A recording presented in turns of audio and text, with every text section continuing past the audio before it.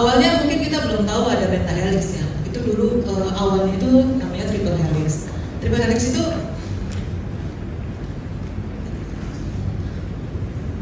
tiga yang kolaborasi, itu ada pemerintah, industri, dan akademis. Jadi sebetulnya penekanan utamanya adalah memperkuat hubungan di antara ketiganya. Tapi apakah itu sudah cukup? Belum ya ternyata. Kemudian munculnya namanya quadruple helix, 4 di situ. Jadi ada pemerintah, industri, akademis, dan masyarakat. Pentingnya masyarakat. Nah, tadi itu masyarakat sekitar. Jadi dia menjadi bagian gitu. Pentingnya masyarakat di dalam mendukung inovasi dan pembangunan ekonomi tentu saja. Ujungnya sih biasanya ekonomi ya, seni budaya tentu berpengaruh kepada ekonomi. Karena apa? Karena masyarakat itu kan yang menggunakan, yang menerima, yang menyebarluaskan juga. Gitu. Kemudian muncul yang namanya pentahelix yang menjadi pembahasan kita hari ini. Ada pemerintah elemennya, kemudian ada industri, akademis, masyarakat, dan media. Media itu menjadi penting, apalagi sekarang gitu ya. Jadi penyebarluasan itu lewat media, mempromosikan apapun lewat media. Sekarang zamannya media sosial, semua orang bisa jadi alat dari media itu sendiri sebetulnya. Masyarakat dan media itu udah menjadi satu kesatuan. Kemudian kita baru-baru dengar yang namanya quadruple helix itu ada tambahannya lagi lingkungan, karena kan sekarang semua harus memperhatikan lingkungannya. Ada yang namanya desain dan segala macam itu. Jadi lingkungan itu juga menjadi bagian dari untuk membangun, berkolaborasi untuk membangun sebuah bangsa ataupun negara gitu. Nah, lingkungan terkecil ya masyarakat. Jadi di sini menekankan pentingnya integrasi dan sinergi antara berbagai elemen tadi. Ini model-model kolaborasi, tapi di sini saya penekanannya adalah pentahelixnya. Jadi saya hanya akan menyampaikan sebetulnya pengalaman dari bagaimana kita sebagai perguruan tinggi seni itu membangun, menciptakan aktivasi atau kegiatan dengan menggunakan konsep ini. Ini silahkan dibaca sendiri, saya nggak bacain. Terlalu teori ya. Jadi karena 5 pentahelix ya pasti ada pemerintah, industri, kita akademis ya, masyarakat, dan media. Jadi pemerintah itu ngapain? Ya pastinya kebijakannya Pak ya, kebijakan, sumber daya, infrastruktur itu pasti tugasnya pemerintah. Industri itu ngapain? Industri itu menciptakan produk ya, kan dia sebagai produsen, kemudian juga membuat layanan. Yang kemudian biasanya kalau industri pasti komersial gitu ya. Kemudian akademis, nah tugas kita adalah melakukan penelitian, melihat mana yang bisa dikembangkan, cara mengembangkannya bagaimana gitu, menyediakan pengetahuannya, kemudian keterampilan yang dibutuhkan apa, itu adalah tugas kami sebagai perguruan tinggi seni dan tugas Anda sebagai dosen dan mahasiswa gitu ya. Masyarakat adalah yang memiliki peran sebagai pengguna tadi, penikmat dan juga penyebar luasannya. Kemudian media membantu mempromosikan, memberikan informasi dan edukasi kepada masyarakat. Intinya seperti itu ya. Jadi intinya pentahelix itu kolaborasi dari 5 elemen. Tentu saja pentahelix ini tidak digunakan hanya untuk sebagai membangun bidang seni dan budaya. Semua sudah bisa, maksudnya memang harus, kalau mau itu memang harus menggunakan konsep pentahelix ini kalau mau sesuai tujuan gitu. Inovasi dan teknologi. Jadi itu untuk menciptakan apa? Lingkungan yang inovatif kan perlu inovasi dan teknologi, yang perlu pentahelix, perlu kolaborasi. Ekonomi regional ini yang secara umum ya, kewirausahaan sosial, pembangunan dan berkelanjutan, dan inklusi sosial. Bahkan inklusi sosial itu pun perlu konsep pentahelix ini. Mungkin malah yang terakhir, yang sudah 6 ya, termasuk lingkungannya. Kemudian pendidikan memerlukan itu juga konsep itu. Kemudian kesehatan, pariwisata ya Pak ya, makanya kita bicara itu di sini. Kemudian juga lingkungan dan seni budaya yang selalu kita bicarakan. Jadi untuk supaya seni budaya lebih dapat dikenal, kemudian memperoleh lingkungan yang lebih luas, masyarakat tahu keberagaman budaya dan mungkin warisan-warisan budaya yang kita tidak terlalu paham ada berapa jumlahnya gitu ya. Melalui penyebarluasan itu masyarakat menjadi lebih tahu dan bisa lebih mudah-mudahan bisa lebih beradab dengan seni dan budaya. Perguruan tinggi seni dan pentahelix, ya. Bukan versus ya, kalau X itu berarti kerjasama ya. Jadi biasanya urusannya memang kepada ekonomi kreatif ya kalau perguruan tinggi seni. Ya. Jadi sebetulnya pentahelix itu membantu memperkuat kolaborasi itu. Jadi dari sisi pemerintah bisa membuat kebijakan dan regulasi yang mendukung. Kemudian dunia usaha bisa memberikan investasi dan kerjasama bisnis. Gitu. Mereka biasanya punya modal ya kalau industri swasta itu. Akademisi dapat memberikan pengetahuan dan inovasi-inovasi yang terbaru. Kemudian masyarakat itu menjadi konsumennya dan pelakunya itu sendiri. Kemudian media sebagai sarana penyampaian informasi dan promosi. Ya tentu saja ini menjadi bagian yang diperlukan di dalam ekonomi kreatif pentahelix itu. Kemudian peran perguruan tinggi seni dalam konsep pentahelix ini adalah menyediakan pendidikan. Jadi seperti sudah saya jelaskan, pelatihan bagi pelaku seni, industri kreatif, kemudian melakukan pendekatan untuk meningkatkan kualitas dan inovasi dalam bidang seni. Jadi saya kira seni itu sekarang bukan hanya milik orang yang berpendidikan, ya. Seni itu milik semua, milik seluruh masyarakat. Saya rasa sekarang kita sudah tidak bisa merupakan seni rendah, seni tinggi, seni apa. Jadi itu udah jadul ya kayak gitu ya. Jadi semua orang berhak memiliki jiwa seni dan menghasilkan karya seni.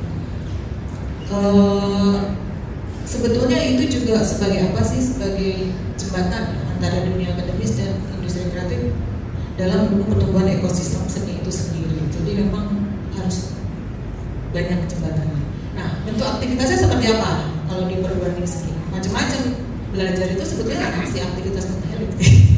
Pembelajaran di kelas, melakukan tridharma tadi salah satunya tadi PKM tadi, pelatihan, kemudian kompetisi, memberikan peluang pekerjaan, mendapatkan program hibah atau mengajukan program hibah, studi banding, dan kunjungan lapangan. Studi banding bukan cuma jajaran ya, studi bandingnya tentu ada hasilnya. Proyek riset, tim teaching, dan semuanya masih banyak lagi yang dilakukan. Semua aktivitas di dalam perguruan tinggi seni itu adalah menjadi bagian dari aktivitas pentahelix itu sendiri. Nah ini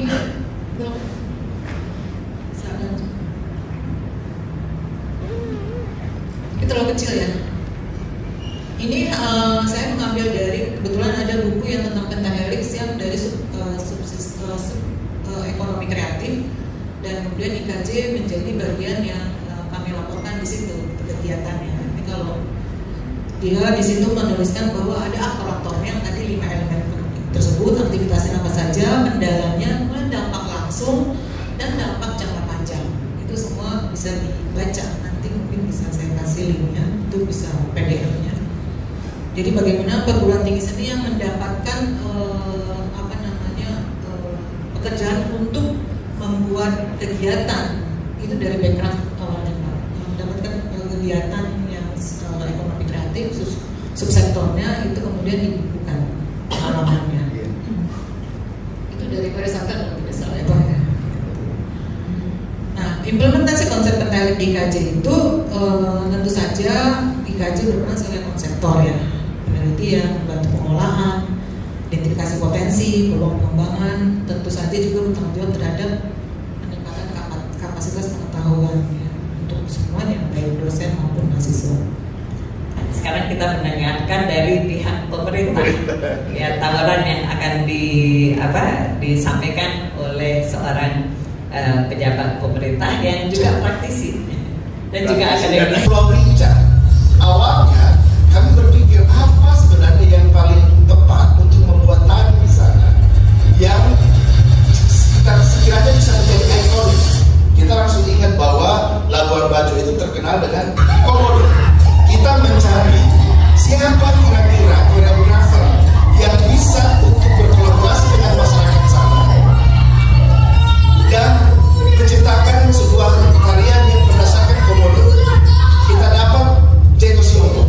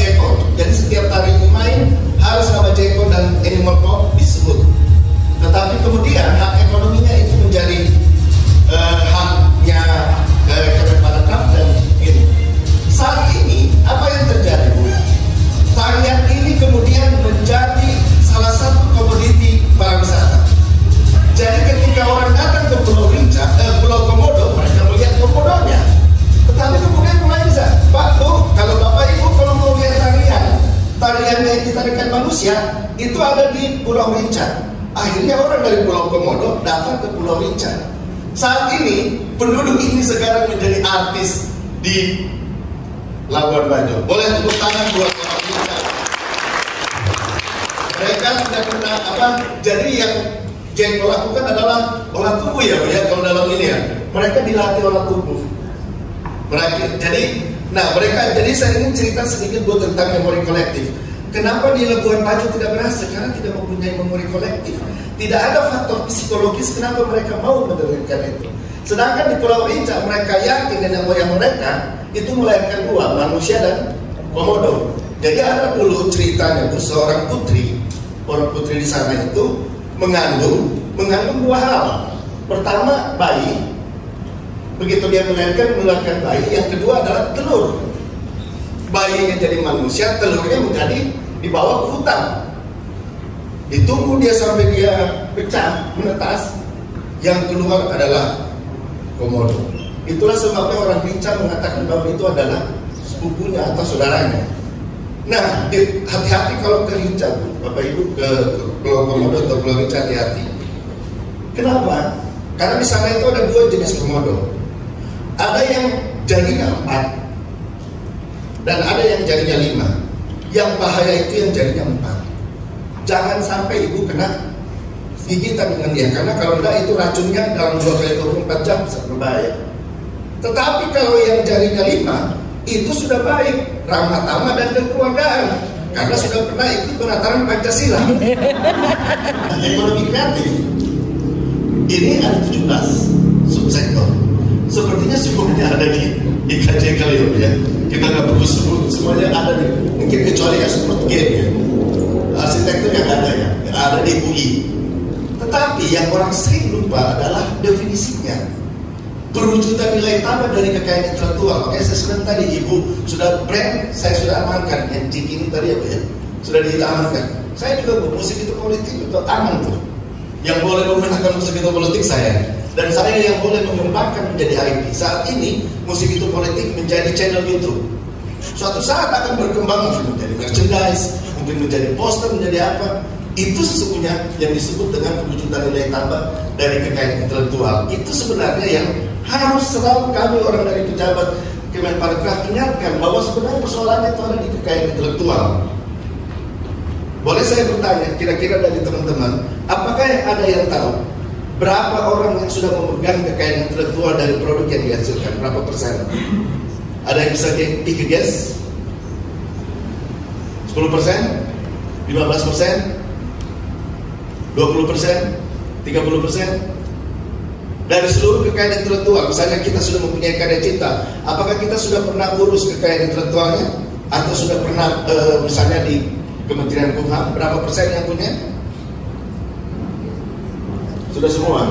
Syukurlah Bu IKJ, karena angkanya sangat mengejutkan, 1,8%, di bawah 2%.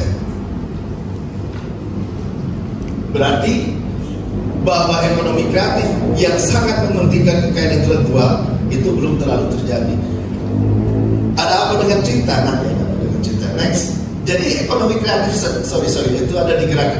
Balik lagi. Digerakkan oleh orang kreatif yang pada umumnya muda. Ini karakteristik ekonomi kreatif, tidak padat modal, inklusif asal kreatif. Contoh tadi, inklusif. Bagaimana mungkin anak-anak Rinca itu seperti menariknya seperti mahasiswa IKJ, inklusif. Next. Nah, pentahelix ya, saya kira udah nggak usah, ini udah dibicarakan tadi, udah malah lebih lengkap daripada saya. Tetapi yang sangat penting, ibu tadi juga sudah, makanya proyektor kayaknya sama, nggak usah bicara, karena keterhubungan sistem, ekosistem, keterhubungan sistem yang mendukung rantai nilai ekonomi kreatif untuk memberikan nilai tambah pada produk dan daya saing, dan kemudian akses dan terlindungi secara hukum. Peran akademik itu ada di atas, di A dan B. Kenapa di atas? Kenapa bukan di H dan I? Karena menjadi sebenarnya sangat menentukan, Bu. Ketika sebuah riset terhadap sesuatu sangat menentukan kebijakan selanjutnya apa. Itu sebabnya dia ditaruh di atas. Baik, ya ini kok otokritik terhadap kami juga pemerintah. Terkadang sebuah kebijakan itu tidak berdasarkan riset yang sudah ada. Saya sering sekali di ini mengajak para pelaku, biasanya orang desain terapan ya, komunikasi visual, desain itu aja. Pak, kalau boleh jangan langsung ada programnya baru kami diajak. Kalau bisa kami diajak diskusi sebelum programnya ada. Betul, karena mereka yang lebih tahu medan daripada kami yang di belakang meja. Biasanya pemerintah duluan udah bikin program, baru kemudian orangnya diambil, kayak akselerasi tadi.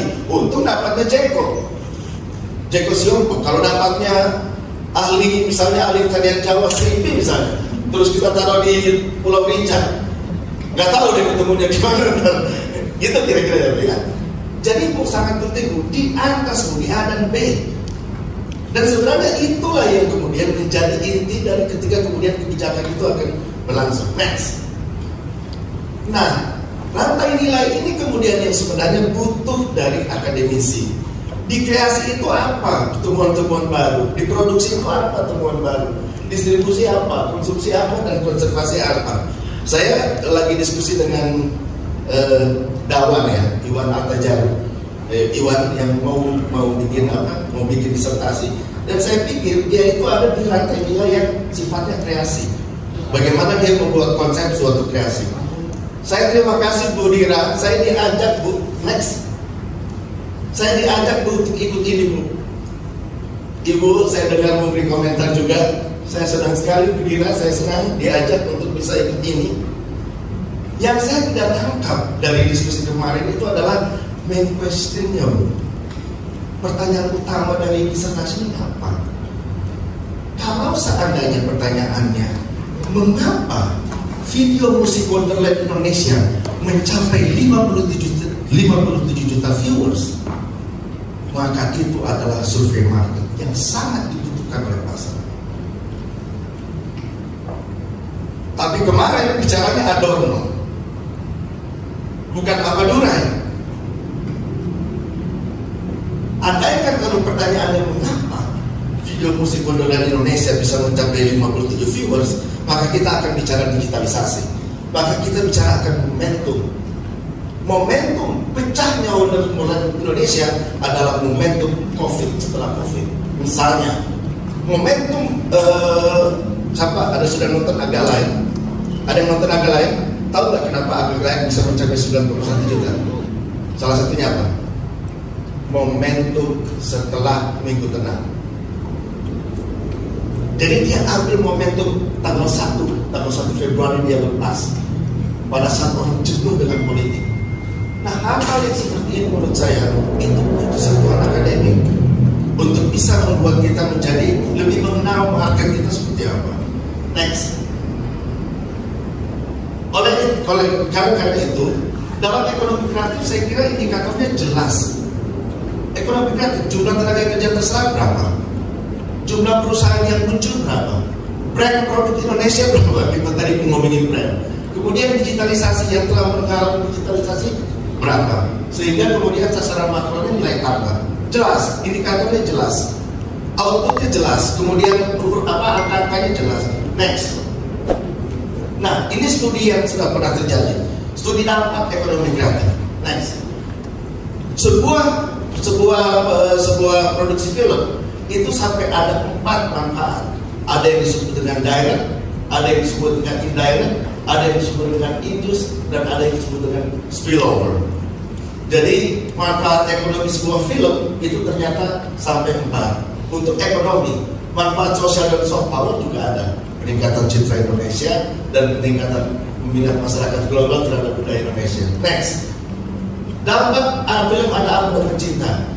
Gereja Arya Magelang setelah Ada Apa Dengan Cinta 2 dikunjungi 200 hingga 300 wisatawan per hari.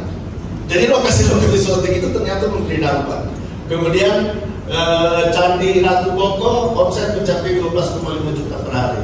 Via Restoran Bakery mengalami kenaikan pengunjung 40% atau sekitar 40-50 orang setiap shiftnya. Itu studi-studi dampak yang dibutuhkan oleh ekonomi kreatif. Next. Ini yang menarik, dampak ekonomi industri layar di Indonesia sebagai peluang. Pada tahun ini sudah dilaksanakan oleh Fakultas Ekonomi UI. Pada tahun 2022, industri layar yang terdiri dari film, animasi, video, televisi memberikan dampak 130 triliun. kontribusi terhadap PDB 81 triliun, lapangan kerja 387 ribu individu. Pada tahun 2027 diprediksikan 156 triliun. Jadi kemudian penelitian itu mampu untuk memprediksikan apa yang terjadi ke depan. Next, distribusi film. Mungkin pernah ada yang dengar bahwa Kemenparekraf melaksanakan pemulihan ekonomi nasional bidang film. Yang ramai ada yang setuju, ada yang tidak setuju. Itu kami menggelontorkan dana 114 miliar. Penelitian sederhana menunjukkan, next saja langsung supaya cepat. Next, langsung 114 miliar yang stop 114 miliar yang digelontorkan direct selling, penghasilan tiket itu 411 miliar, berarti 4 kali lipat. Itu masih direct selling. Bapak Ibu, apakah Bapak Ibu tahu bahwa film itu lebih besar mana? Food and beverage atau karcis pemasukannya? Food and beverage. Jadi dari 114 miliar itu uang yang berputar 411 miliar di luar food and beverage, di luar makan dan minum. Dan penelitian menunjukkan bahwa bukan harga tiketnya yang lebih besar, penjualan makan dan minumnya yang lebih besar. Itu sebabnya kalau kita ke SS1 kita punya itu diambil, itu diambil karena mereka mau jualan. Next, ini survei terakhir. Bagaimana? Nah, itulah sebabnya Bu. Ini sederhana karena masih dilakukan oleh Direktorat Kajian Strategis. Survei pengunjung sebuah event hanya menggunakan 100 sampel dan kemudian mereka mendapatkan bahwa rata-rata pengeluaran itu 4 juta dan kemudian rata-rata lama tinggal itu 8 hari atau 2 hari.